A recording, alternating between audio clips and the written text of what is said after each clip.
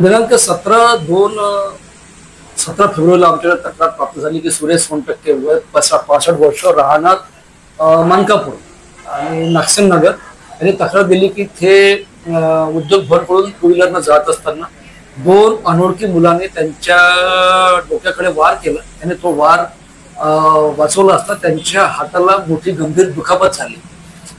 त्यानंतर ते खाली पडले आणि त्यानंतर ते पोलीस स्टेशनला आल्यानंतर पोलीस स्टेशन येथे अपराध आणि कलम 118 भारतीय न्याय संहिता अन्वये आपण गुन्हा नोंद केला आणि तपासाची सुरुवात केली असता आपल्याला त्यांच्या दोन मुलांसोबत अजून दोन मुलं दिसली.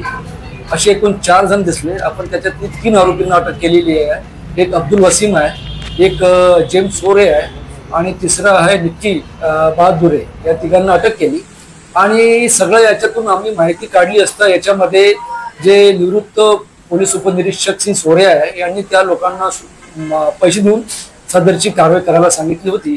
कारण हा जो फिर्यादी आहे हा त्यांच्या जावयाचा जो प्लॉट आहे त्यांनी जे अतिक्रमण केलं आहे त्याच्याबाबत सतत तक्रारी करतो NIT ला आणि तसंच झुंबा क्लासच्या बाबत पण तो सतत तक्रारी करतो. त्याचाच रोष मनात ठेवून यांनी हे गुन्हेगारीचं कृत्य केलेलं आहे.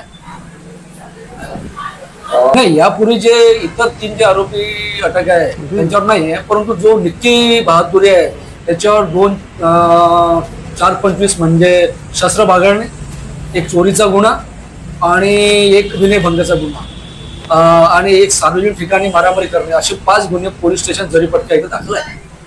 इतरांवर कोणताही गुन्हा नाही. सुबह काही जास्त नव्हती, ते काय 15-20 हजार रुपये काम झाल्यानंतर आपले निवृत्त पोलीस उपनिरीक्षक त्यांना देणार होते.